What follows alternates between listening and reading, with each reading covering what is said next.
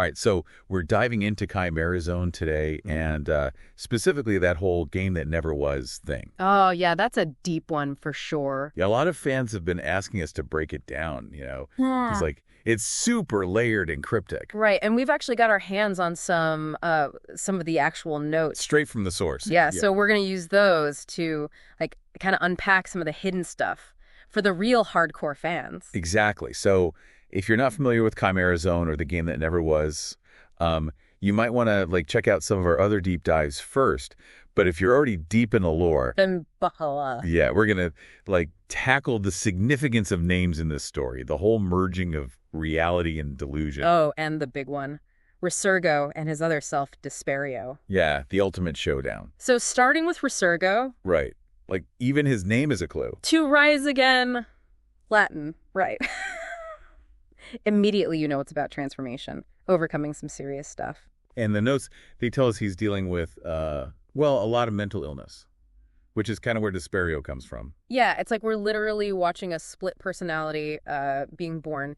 Resurgo's inner turmoil, it just gives a birth to this darker, more aggressive side of him. This is where Chimera Zone brings in that whole other said concept, right? Which the notes define as, suppressing a rogue mental process. Not destroying it, though. That's important. Pushing it down, leading to this, internal power struggle. So it's this tension, right, that fuels the whole Resurgo-Desperio conflict. And Desperio's name is the opposite, right? It means to dissipate or to vanish. He wants to erase Resurgo and take over completely. The names, it's like they were chosen on purpose, right? Mm-hmm. With these opposite meanings to highlight the whole duality thing going on in the protagonist's mind. Absolutely, yeah. It's like good versus evil, but inside one person's head. And then you've got that scene where Desperio merges with his computer. It's so visually powerful.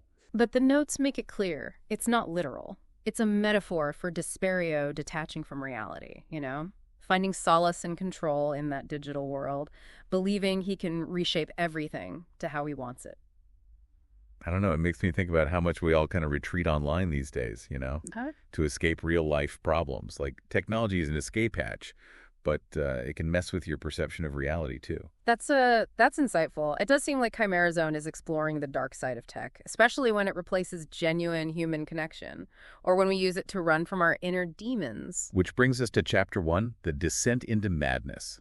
We're plunged right into Desperio's world, Network City, a place where knowledge literally equals power. And the notes emphasize it's not just a random setting, it's Desperio's messed up perception of reality, made real. A world where he can make the rules. God mode, basically. Yeah. Rewriting the code to make himself unbeatable. But even then, there are forces he can't control. Resistance to his domination. Dadbot, for example, right out of Nathan Barnett's ARG, that real-world one.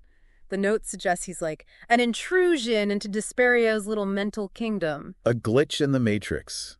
You can't totally shut out the outside world, even in your own mind. Yeah. And it's with Dadbot that we see how important names are in this world. Oh, totally. The notes, they're explicit. To be named is to exist in Network City. To have your name stolen, that's like losing part of yourself.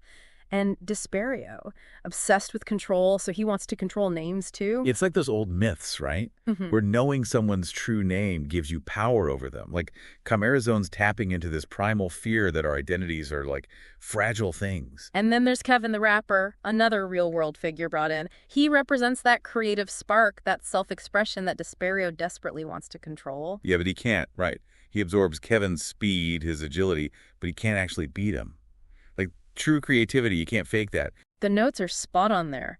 They point out that this whole battle shows Desperio can't control forces that come from genuine passion. He can mimic, he can manipulate, but he can't create that spark. And so, frustrated, he lashes out, turning that synthwave forest into a wasteland. And that's when Modi shows up, that demigod figure. Inspired by Man on the Internet, that musical group.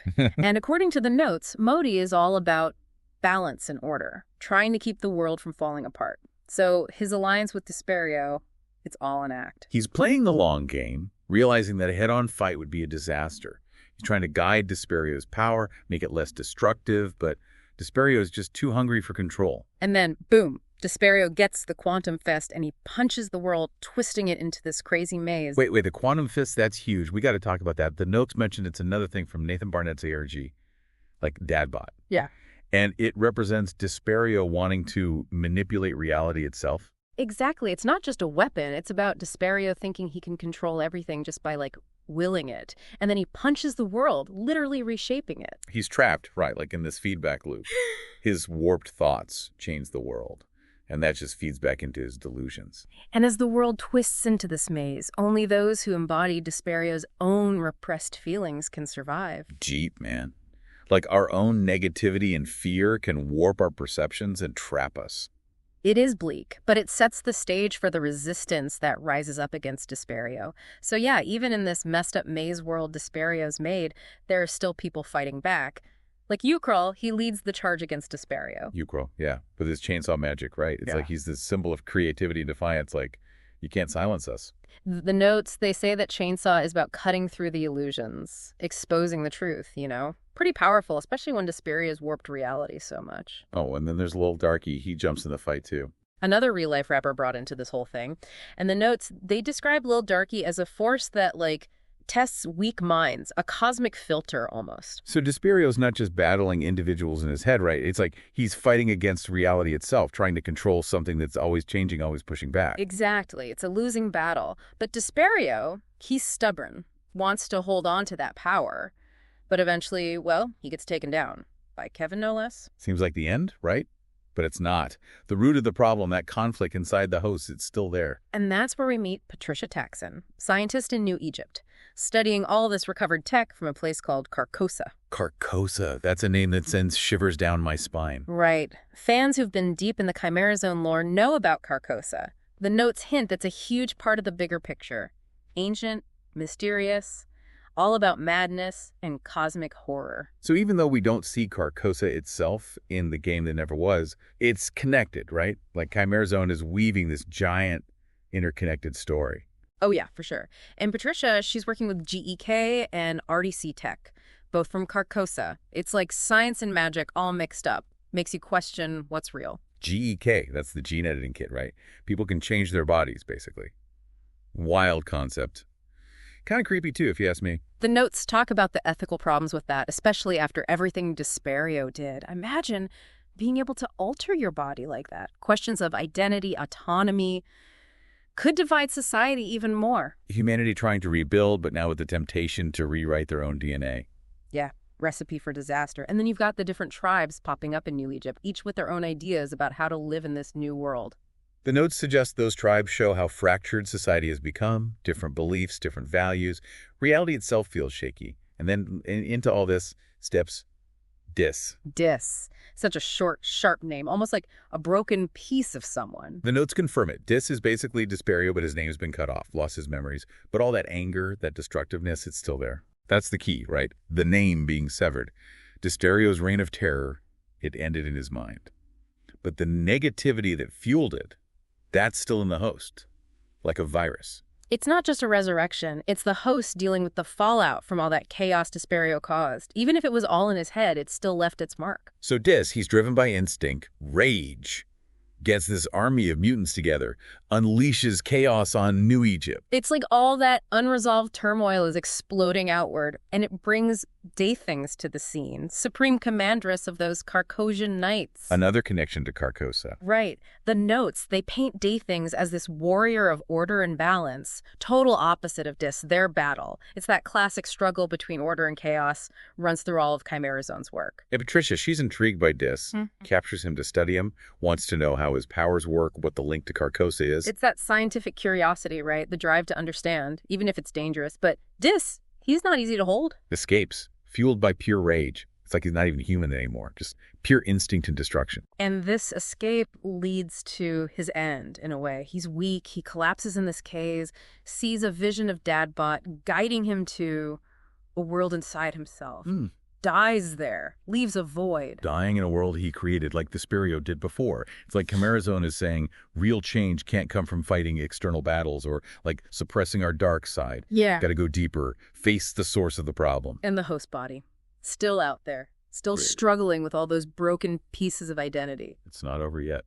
Time for a reckoning. Time to figure out what comes next. So Desperio's gone, Dis is gone, but like, what about the host? Chapter 2, the end? That's where things get, really introspective. Yeah, it's like a journey inward, you know, confronting the illusion of it all. And that crimson avian Desperio sees in the void, That's a big clue. The notes, they're clear on that. It's Resurgo. He's been suppressed, but not totally gone. Right. Resurgo, he represents that grounded part of the host, the part that wants connection, that wants meaning beyond all the delusion. And their battle in the void, it's not just physical. It's for control of the host's identity. Resurgo's strength comes from, like, being connected to reality, something Desperio's lost touch with. It's kind of sad, really. Desperio fighting against the very thing that could save him. And Desperio, he's this terrifying figure, right? But in this confrontation, he becomes like a scared kid. All his defenses crumble. That vulnerability, that's the key. The notes point that out. It's only by facing his fear, his pain, that Desperio can heal. And that's when Resurgo absorbs him, bringing those fractured pieces back together. Not destroying Desperio, but integrating him. Like, we're in this together. You're not going to destroy us both. Exactly. And after that, Resurgo ends up in this white hallway, right? Like a passage to judgment. Yeah, it's got those figures in robes representing parts of Resurgo's past, almost like an afterlife scene. But the notes, they offer a different take. It's Resurgo's subconscious, facing the consequences, all those fragmented memories. And then he runs into Nathan Barnett. Whoa! Yeah. Mind blown. The guy who made the ARG that inspired all this, reality and fiction all mixed up. Don't forget, though, even this Nathan is a projection. It's Resurgo's connection to the real world. Like, Chimarazone is reminding us that even what we think is real, it's shaped by our own minds. And Nathan lays it out, right? Yeah. He tells Resurgo he's been living in this fake world, this self-made prison, and bam, the illusion breaks. Resurgo wakes up in his body, but he's not the same anymore. It's the host body becoming aware of itself, but lost, fragmented.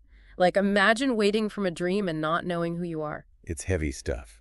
He's hit with guilt, sadness. He sees how isolated he's become, how destructive his actions were. Facing the music, basically. Even if it was all in his mind, it still had consequences. The notes suggest Desperio's rampage. It wasn't just random. It represented the host's own inactivity, retreating from the world. And now he has to deal with that. Depressed, searching for answers.